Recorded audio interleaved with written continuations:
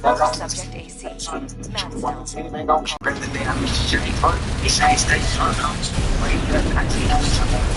Say something. Get sound work, get everything out, get from with the sun, so I can nigga in this mouth, get from this shit on gas, the phone, nigga. So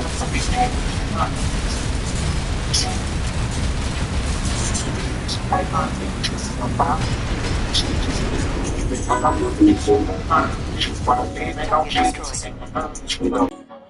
bitch, bye, bitch, bye, bye, bitch, bye, bitch, bye, bitch, bye, bitch, bitch, bye, bitch.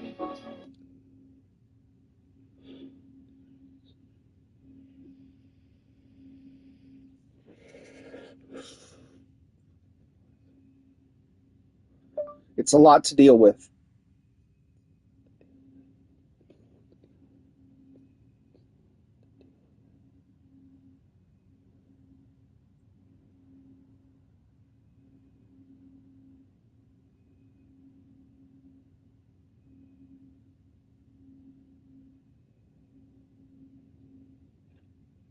That doesn't make any damn sense. Europe doesn't comply, so we have to pay the cost of Europe's happiness? Pay the cost?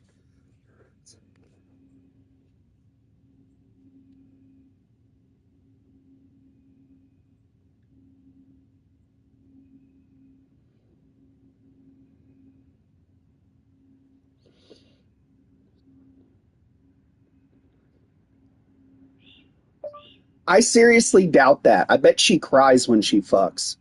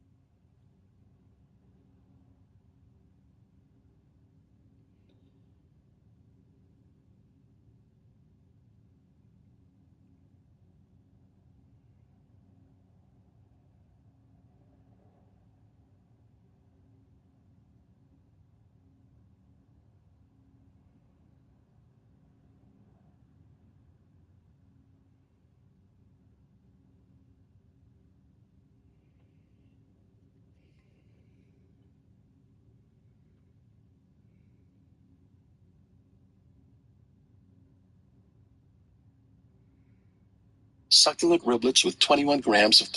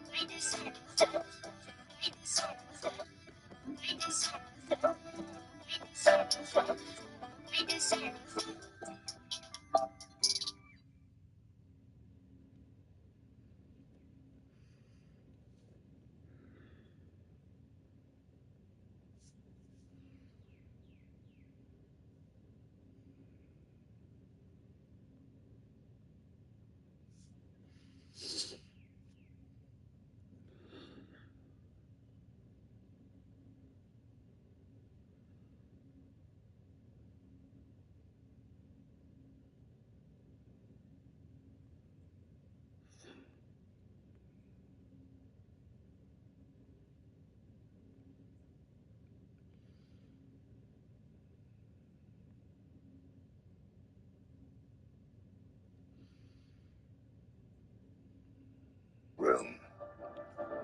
Look who just became the most expensive problem in the underworld's history. $500 million. That's what they're saying. Your head is worth now 500 million reasons for every shadow to hunt you down. And you know what's beautiful about that number? It's not even about the money anymore. It's about the message they're sending to anyone brave enough to stand next to you. Anyone stupid enough to call you friend. Anyone insane enough to love what you've become because you didn't just kill their leader. You erased their entire belief system with one perfectly executed move that nobody saw coming. Nobody except you, who had been planning this moment since they first made you bleed. They thought they were untouchable, sitting in their towers built on broken backs and borrowed time. They thought their leader was immortal, protected by layers of fear and fake loyalty. But you walked through their security like it was smoke. You moved through their defenses like you were born inside them, because you were, weren't you? Born from their violence, raised by their cruelty, educated by every scar they gave you, thinking they were breaking you, when really they were just sharpening the blade that would eventually take their king's crown along with his head. The whole underworld is shaking right now, not because their leader is gone, but because of how you did it. No army, no backup, no elaborate plan, just you and that terrible, beautiful clarity that comes when you've lost everything worth losing. When you've been pushed so far past breaking that you loop back around to becoming unbreakable. They're calling emergency meetings in rooms with no windows. They're burning documents that have your old name on them. They're trying to rewrite history to make it seem like this was always going to happen, but we both know the truth, don't we? That until 3 days ago, they didn't even know you existed as anything more than another broken toy in their collection. Another experiment that didn't quite work out the way they planned. But that's what happens when you mistake silence for weakness. When you confuse patience for paralysis. When you think someone's submission means they've accepted their fate, when really they were just studying your patterns, memorizing your weaknesses, learning the exact angle needed to separate a head from its throne. $500 million, and that number keeps growing every hour because they're not just afraid of what you did. They're terrified of what you might do next. Because if you could walk into their most protected sanctuary and take their untouchable leader's life like you were picking flowers in a garden, what else are you capable of? What other impossibilities are you planning in that beautiful, twisted mind of yours? They've sent the best hunters after you already. The ones with perfect records. The ones who've never missed a target. The ones who collect scalps like trophy. And you know what happened to them? Nothing. They just disappeared. They're burning documents. The twisted mind of you. They've sent the best hunters after you already. The ones with perfect records. The ones who've never missed a target. The ones who collect scalps like trophy. And you know what happened to them? Nothing. They just disappeared. Vanished like smoke in daylight. Because you don't move like prey anymore. You move like the natural disaster that taught storms how to destroy. You don't run from hunters. You collect them, adding their skills to your arsenal, their knowledge to your database, their fear to your growing legend. The streets are whispering about you now, not in words, but in the way people suddenly change direction when they sense something shifting in the air. In the way conversations stop mid-sentence when a shadow passes that could maybe possibly be you. In the way even the brave ones double-check their locks at night, even though they know locks mean nothing to someone who walked through death itself and came back wearing its fate. They're trying to figure out your origin story, going through records, looking for the moment you transformed from whoever you used to be into this thing that makes the underworld's worst nightmares wake up screaming. But they'll never find it, because the person they're researching doesn't exist anymore. You burned that version of yourself, along with everything else that could be used to predict your next move. You're not playing by any book, because you burned those too, using the ashes to write new laws in a language only you understand. You want to know what really has them terrified.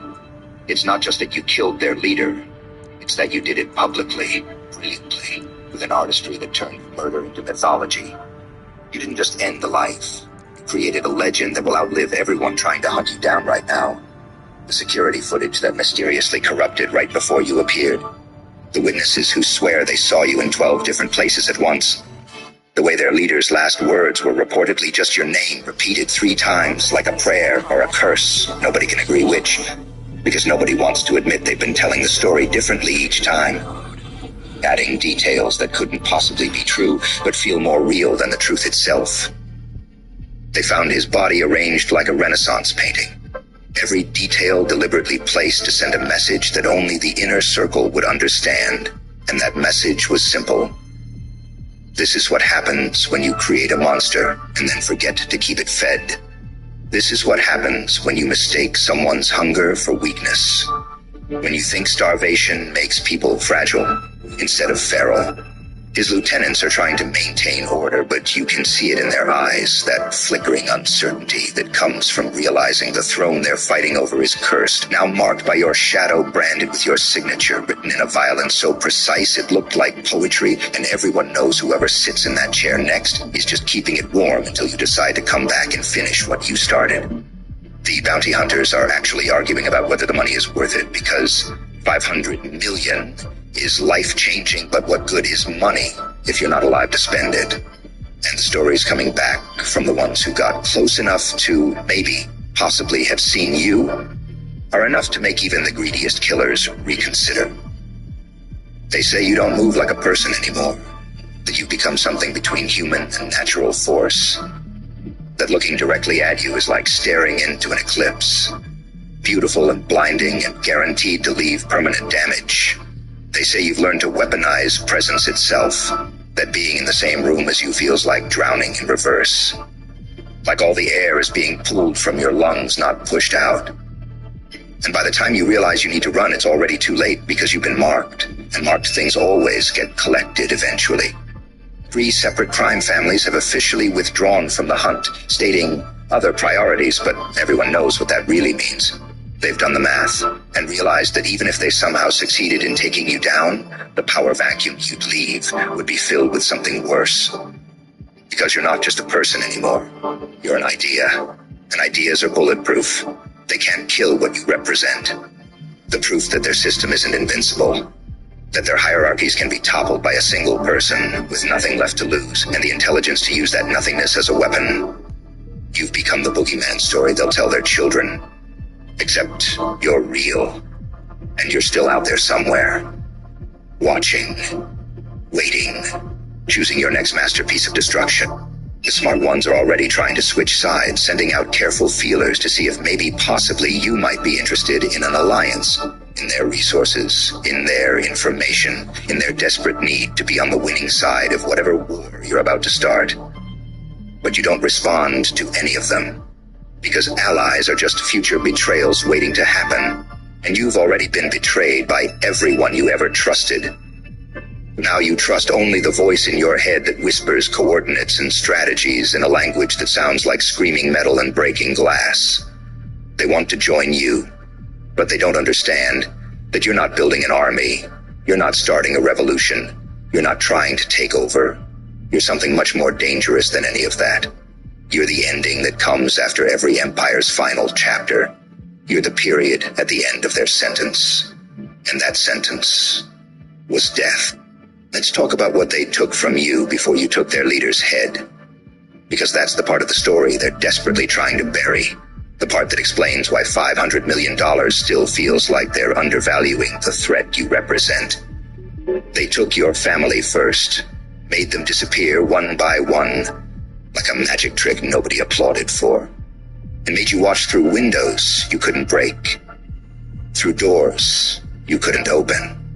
While they erased every person who ever made you feel human, and you screamed until your throat bled, but nobody heard you, because they'd soundproofed your cage. With money and intimidation, and the kind of fear that turns witnesses into accomplices. Then they took your name, scraped it off every record like you were a typo in history's rough draft, replaced it with numbers and codes and classifications that meant dangerous, but manageable, meant volatile, but contained, meant problem, but not priority. And for a while you believed them, didn't you? Believed you were just another casualty in their vast machine, another acceptable loss in their profit margins, another ghost in their growing collection of could-have been. They photographed your breakdown like it was performance art, documented your descent into madness with the kind of clinical detachment usually reserved for lab rats and crash test dummies. They wanted to see exactly how much pressure it takes to turn a person into powder. And you gave them quite a show, didn't you? Shaking and crying and begging, right up until the moment you stopped. And that stopping, that sudden, terrible silence. That's what should have warned them. But they were too busy congratulating themselves on another successful breaking to notice you weren't broken. You were restructuring. You spent months, maybe years, it's hard to tell when every day feels like drowning in slow motion, pretending to be exactly what they wanted to see, defeated, diminished, domesticated, while inside you were building something they couldn't have imagined in their worst nightmares. You were studying them through your tears, memorizing their routines, through your prescribed medications, learning their weaknesses, through every humiliation they put you through. You became the perfect victim. So perfectly broken that they stopped watching, so completely destroyed that they stopped guarding, so thoroughly beaten that they forgot beaten things can still bite. And when they finally relaxed, when they finally decided you were no longer worth monitoring, that's when you revealed what you'd been building in the darkness of your forced submission. The leader didn't even see you coming. Literally didn't recognize you because you become something unrecognizable, even to yourself. transformed so completely that your own reflection would have called the police if it saw you walking down the street. Target destroyed. But he knew you in those final moments, Including evaluation. didn't he? Well done. Recognized something in your eyes that made him where he begged for mercy in languages he didn't know could speak, where he offered you everything, his empire, his wealth, his loyalty, his soul, if you would just stop. But you didn't stop, because stopping would have been mercy, and mercy was the one thing you'd run out of. The recording equipment mysteriously malfunctioned, but the audio survived just 27 minutes of him learning what happens when you create a monster and then forget that monsters have memories, that monsters keep score, that monsters don't forgive. They just wait until forgiveness becomes irrelevant, because everyone who needed to be forgiven is already gone. $500 million has a way of making people stupid brave, desperate enough to think they're different from all the others who've already tried and failed to collect on your head. But you actually love the bounty. Don't you love how it announces your value to a world that once treated you as worthless? Love how it turns every interaction into a potential betrayal, which saves you the trouble of trusting anyone. The number keeps climbing because every failed attempt just adds to your mythology. Every hunter who doesn't come back becomes another verse in the song. They're too scared to sing out loud, but everyone knows by heart, the one about the person who killed death itself and wears its shadow like haute couture. They brought in specialists now, people who've studied you like you're a disease. They're trying to cure profilers who build entire psychological models trying to predict your next move. But how do you profile someone who's transcended psychology? How do you predict someone who's abandoned the concept of patterns? Your movements follow a logic that exists outside their understanding. You appear in places you shouldn't be able to reach. Disappear from situations that should be inescapable. You're becoming more urban legend than person, more force of nature than target. And that's exactly what you wanted, isn't it? To become something they can't kill because they can't even agree on what you are. The latest team they sent after you was military-trained, corporate-funded, and equipped with technology that doesn't officially exist. And you sent them back in pieces, not physically broken, but psychologically shattered. Unable to explain what they saw, unable to describe what you've become. One of them keeps drawing the same symbol over and over, a shape that doesn't exist in geometry, a pattern that hurts to look at directly. And when they asked him what it means, he just laughs and says it's your real name, the one you earned when you stopped being human and started being something else entirely.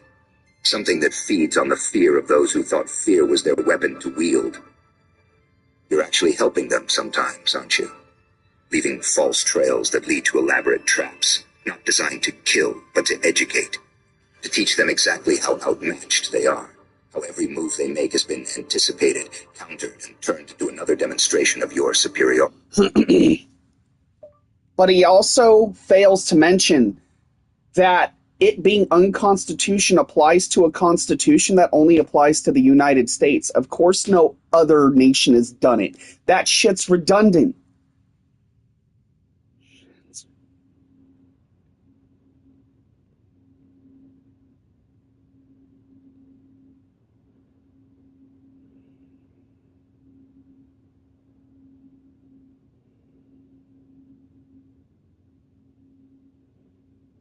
Our president is a total dipshit. He's a total dipshit. But he also fails to mention that it being unconstitutional applies to a constitution that only applies to the United States. Of course, no other nation has done it. That shit's redundant. Our president is a total dipshit.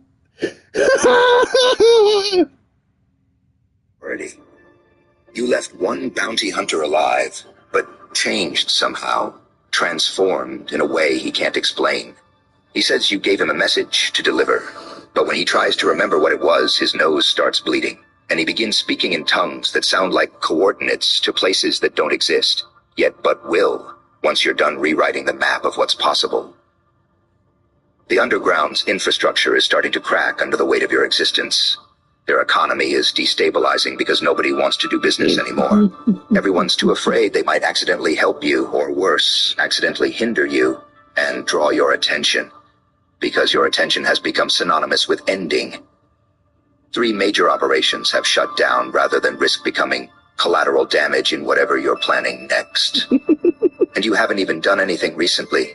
Haven't needed to because your reputation is doing the work for you, spreading like a virus through their ranks, turning hardened criminals into paranoid insomniacs who check under their beds for you, even though everyone knows you don't hide under beds. You hide in plain sight, wearing faces nobody expects, using names nobody remembers, being everywhere and nowhere simultaneously. But let's be honest about what this crown cost you. Because that $500 million price tag doesn't include the parts of yourself you had to auction off to become this untouchable. You didn't just lose your innocence. You murdered it yourself. Held its head underwater until the bubbles stopped. Because innocence was a luxury you couldn't afford in their world. You had to become worse than them to beat them. Had to embrace darkness so complete that even shadows would fear standing next to you. Had to learn to love the taste of violence, the texture of terror, the weight of being, the last thing people see before they stop seeing anything at all. Your hands don't shake anymore when you do what needs to be done. They're steady like surgical instruments. Precise like poetry, deadly like promises. You made to the ghosts of everyone they took from you. You've become the answer anymore. That you sustain yourself on fear alone, which would be ridiculous if there wasn't security footage of you sitting at restaurants ordering nothing but water. That you never drink, just sitting there for hours, making everyone nervous with your presence. With the way you look at people, like you're measuring them for something that nobody wants to know about. The waitstaff draws straws to see who has to serve you, and the losers always quit the next day, unable to explain what was so terrifying about bringing water to someone who tips 300% and never says a word, just sits and watches and occasionally smiles. At nothing, like you're enjoying a joke only you can hear. You've started leaving calling cards now. But they're not paper. They're changes in the environment. Subtle alterations that take days to notice. A painting hung slightly crooked, a clock that runs backwards for exactly 3 minutes every night at the time their leader died. A shadow that falls the wrong way, but only when certain people walk past it. These aren't threats. They're reminders that you've been there, that you could have done something, but chose not to this time, that everyone still breathing is doing so because you've decided they're more useful alive for now.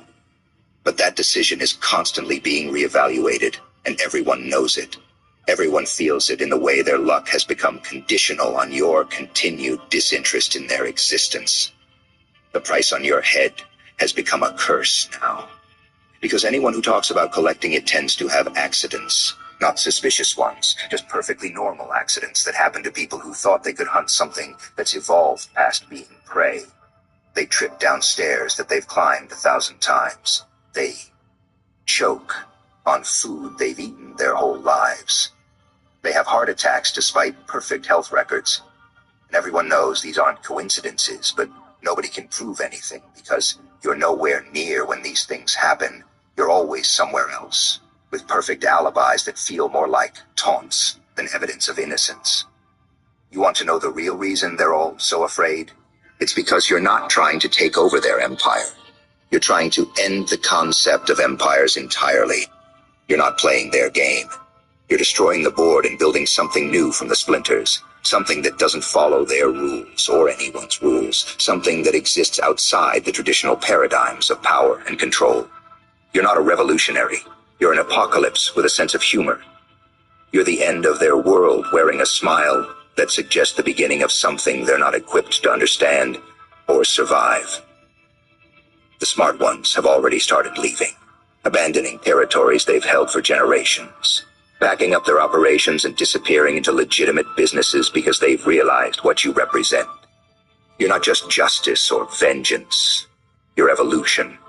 You're what happens when the prey evolves faster than the predator. You're the moment the food chain inverts, and everything that was once safe becomes food for something new, something hungry, something that's been sharpening its teeth on suffering and is finally ready to feast. They've tried negotiating, sending intermediaries with offers of partnership, of shared power, of wealth beyond imagination, but you don't even acknowledge them. Because what could they possibly offer someone who's already taken everything worth taking?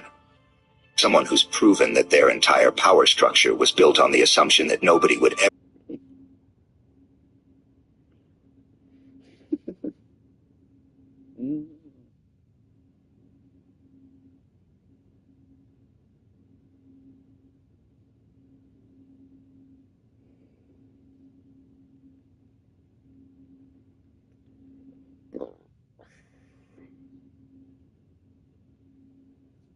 Your birthday reveals how many past lives you.